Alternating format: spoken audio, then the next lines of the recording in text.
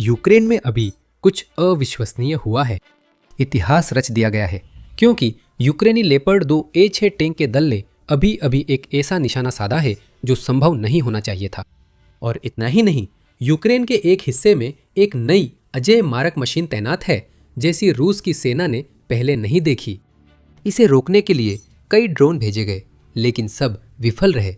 अब रूस यूक्रेनी टैंक क्रांति का सामना कर रहा है जो उसकी सेनाओं को बुरी तरह तबाह कर रही है। हम शुरुआत करेंगे लेपर्ड 2 A6 से। 8 अप्रैल को यूरोमैदान प्रेस ने रिपोर्ट किया कि यूक्रेन ने रिकॉर्ड तोड़ दूरी से एक लक्ष्य को मार गिराया जो लेपर्ड 2 A6 की सीमा से बाहर था। पश्चिमी टैंक एक जबरदस्त स्नाइपर राइफल बन गया जब उसने 5.5 किलोमीटर या लगभग 3.4 मील की दूरी पर एक रूसी T-70 2B3 पर सीधा वार किया। यह संभव नहीं होना चाहिए क्योंकि टैंक इतनी दूरी के लिए नहीं बने। फिर भी यूक्रेन ने हाल ही में इतिहास में दर्ज सबसे लंबी टैंक से टैंक मारों में से एक करने का दावा किया है। सबसे बड़ा सवाल यही उठता है, कैसे? अद्भुत सटीकता का संयोजन, जहां लियोपर्ड के गोले को इतनी दूर से रूसी T-72 के कमजोर हिस्से पर लगना जरूरी था और विपरीत परिस्थितियों में मजबूत फायर कंट्रोल ही इसकी कुंजी रहे होंगे। इस रिपोर्ट में कई बातें स्पष्ट नहीं है। आर्मी रिकॉग्निशन ने बताया कि यह मार किन परिस्थितियों में की गई थी, यह जानकारी नहीं है। हमें पता है कि लेपर्ड 2 A6 ऐसे कामों के लिए नहीं बना। टैंक की Rheinmetall 120 millimetre L55 smooth bore gun प्रभावशाली है क्योंकि इसे लंबी दूरी पर मजल वेलोसिटी बढ़ाते हुए लंबी दूरी की मारक क्षमता बनाए रखने के लिए डिजाइन किया गया है। काइनेटिक एनर्जी राउंड्स इस गन से फायर होने पर 700 मीटर बर सेकेंड या 3800 मील बर घंटा से ज्यादा तेजी से जा सकते हैं। तो टैंक के गोले का अपने लक्ष्य तक पहुंचने के लिए 3 मील से थोड़ा ज्यादा जाना कोई असंभव बात नहीं है। जरूरी रफ्तार के हिसाब से नहीं। काइनेटिक राउंड 1 सेकेंड से भी कम में लक्ष्य तक पहुंचता है। दिलचस्प है कि DM-53 kinetic energy round 5000 metre तक फायर कर सकता है, आर्मी रिकॉग्निशन ने बताया।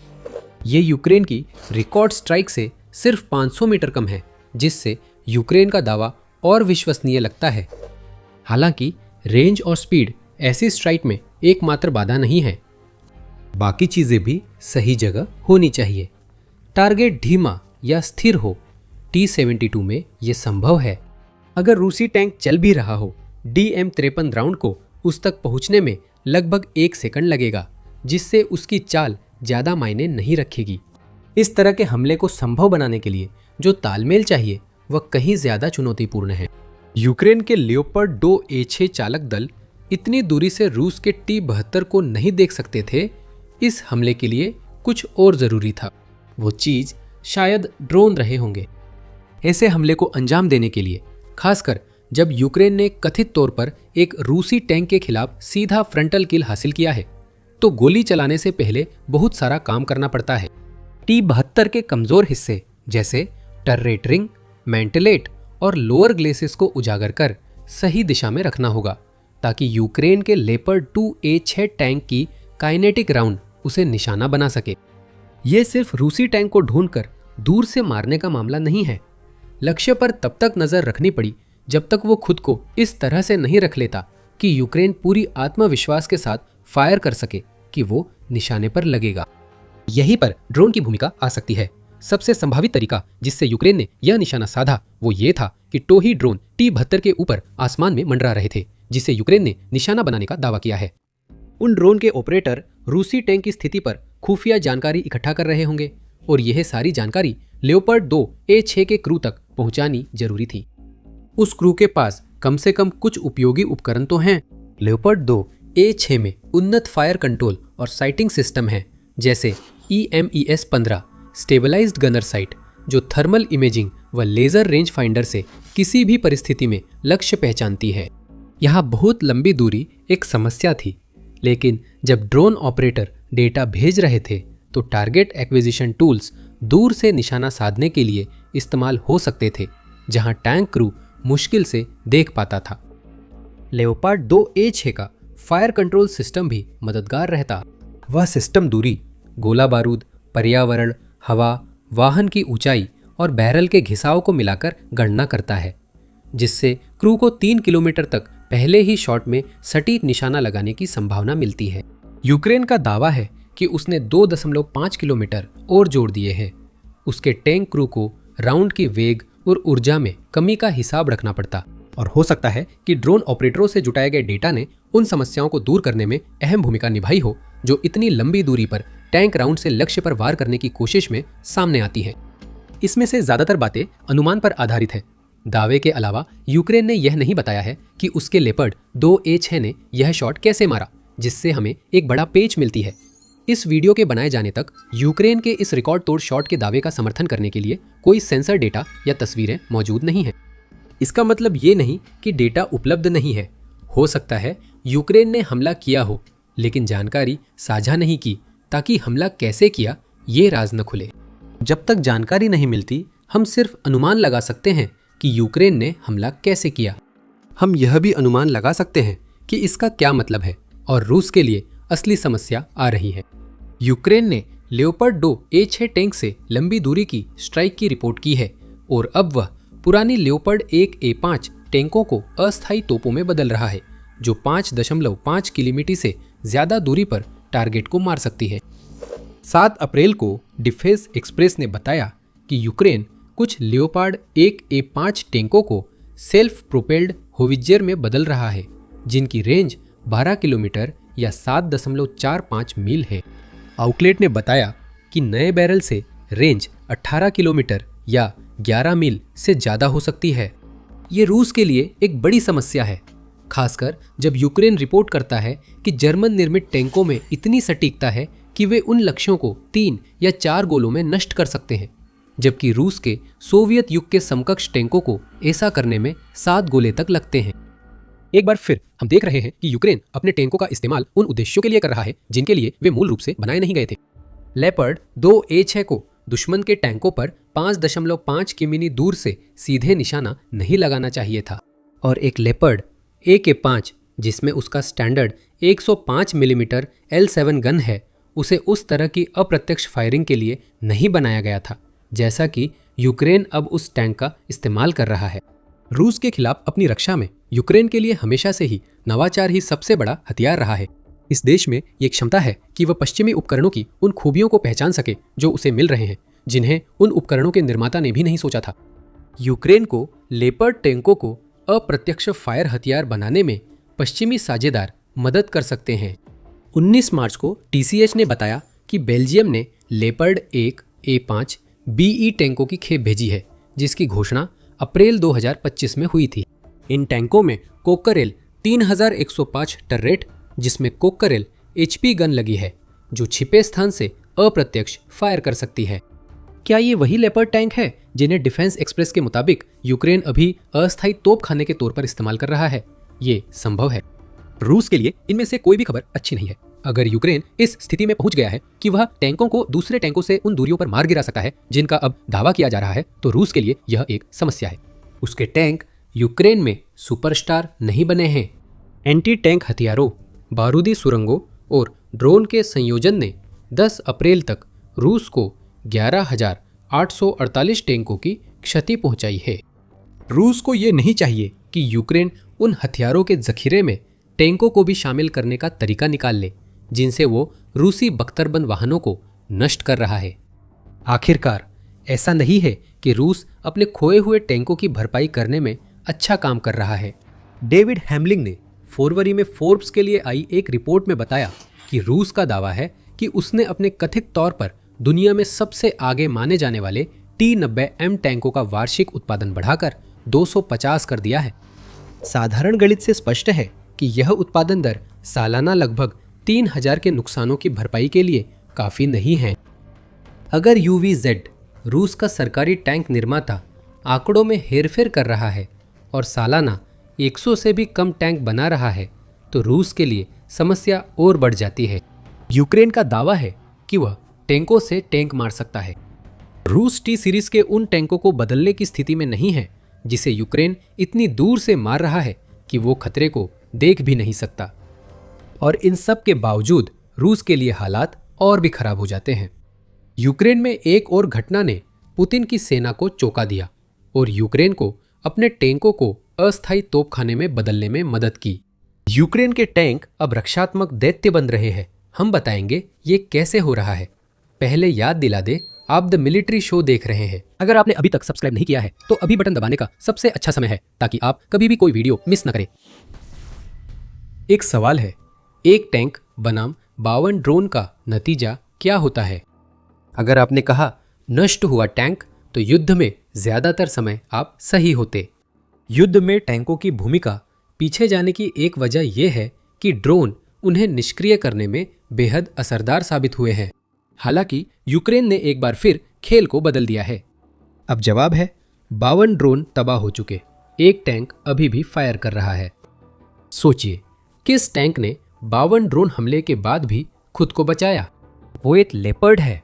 6 अप्रैल को यूनाइटेड 44 मीडिया ने बताया कि रूस के ड्रोन ऑपरेटरों द्वारा यूक्रेन के एक लेपर्ड AK-5 टैंक पर दिन भर हमला नाकाम रहा। एंटी ड्रोन सुरक्षा जैसे पिंजरे, पैलेट, जाली और आर्मर पैच से ढके टैंक ने FPV और मोलनाया ड्रोन के हमले के बीच यूक्रेनी सैनिकों को जमीन पर समर्थन देने के लिए फायरिंग जारी रखी। यूक्रेन की 5वीं स्वतंत्र भारी मैकेनाइज्ड ब्रिगेड यूरोपीय समर्थकों से मिले लेपर्ड टैंकों को संचालित करती है, जिनके किनारों पर स्टील की केबलें लगी है, जिन्हें हेजहोग डिफेंस सिस्टम कहा जाता है। वे केबलें ड्रोन के प्रोपेलर को अंतिम लक्ष्य तक पहुंचने से पहले ही तोड़ सकती है।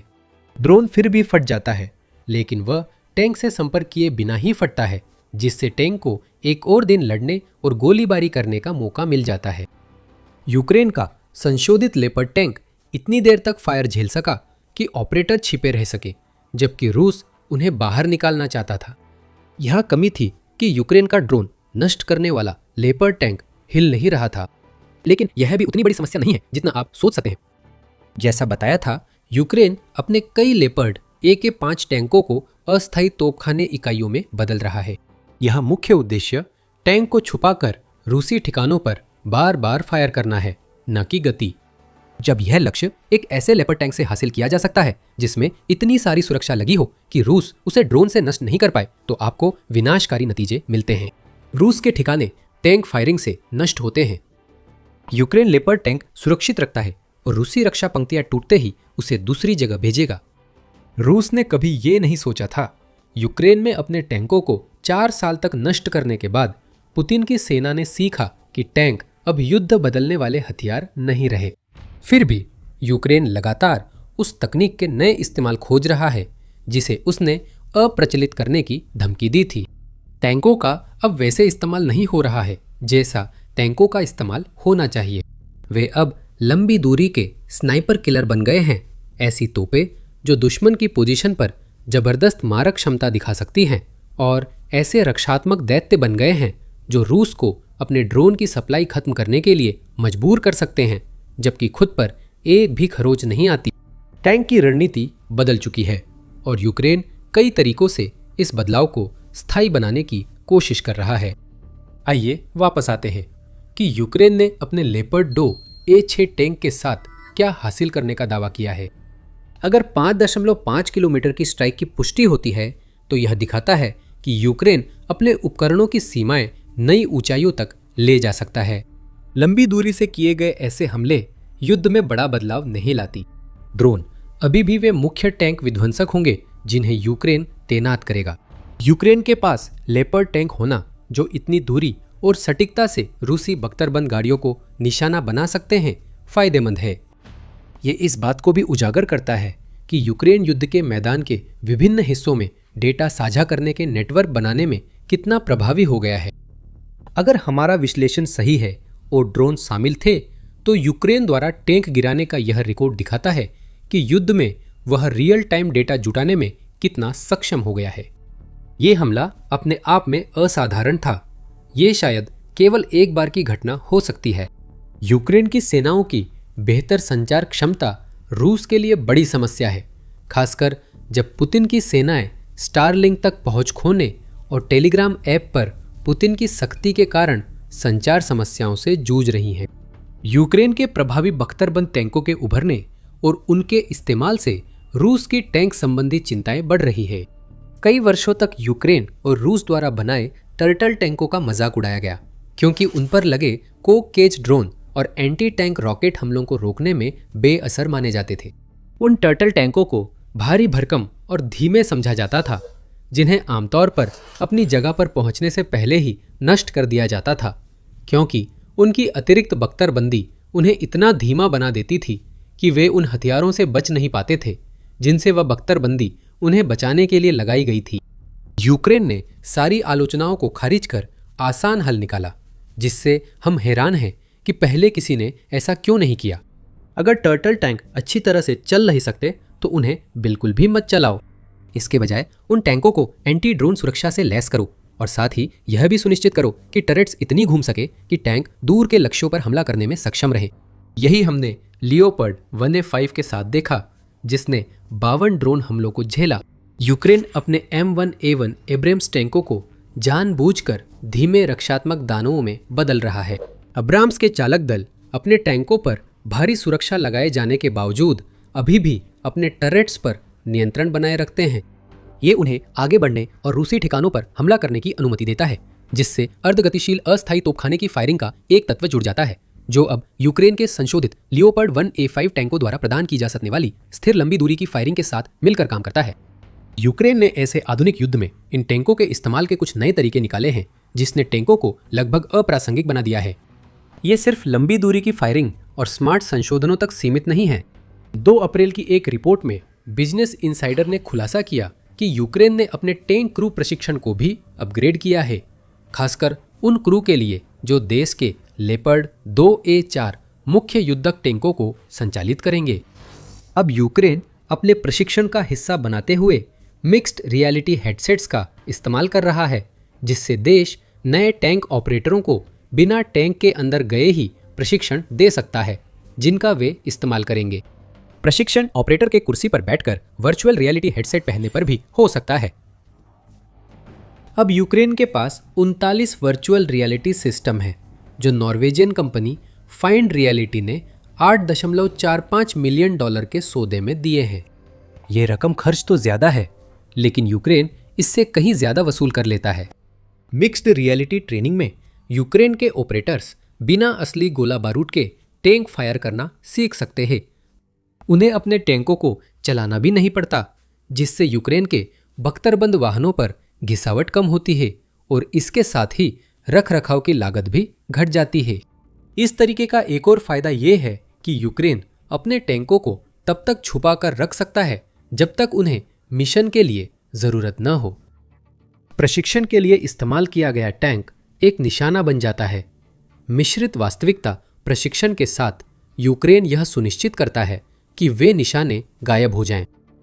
यूक्रेन में हाल ही में लेपर्ड 2A6 टैंक क्रू ने ऐसा लक्ष्य ध्वस्त किया है जिसे असंभव माना जाना चाहिए, लेकिन रूस की यूक्रेनी टैंक चुनौती संभवतः एक बार की इस मार गिराने की घटना से कहीं गहरी है। यूक्रेन का युद्ध क्षेत्र समन्वय सुधर रहा है, जबकि रूस का संचार ढांचा टूट रहा है। नई तकनीकों और प्रशिक्षण से यूक्रेन अपने टैंकों को घातक हथियार बना रहा है और पश्चिमी हथियारों के साथ ऐसी सूझबूझ दिखा रहा है जिसकी किसी ने उम्मीद नहीं की थी। यूक्रेन ने 4 साल साबित किया है कि वह संसाधनों का सर्वश्रेष्ठ उपयोग जानता है, और यह सिर्फ टैंकों पर ही लागू नहीं होता। अमेरिका और ग्रीस की मदद से यूक्रेन को हाल ही में शीत युद्ध के दौर की एक ऐसी तोप मिली है जो उसके शस्त्रागार में मौजूद किसी भी चीज से ज्यादा ताकतवर है। यूक्रेन उस तोप का इस्तेमाल कैसे करेगा, जवाब हमारे वीडियो में देखें।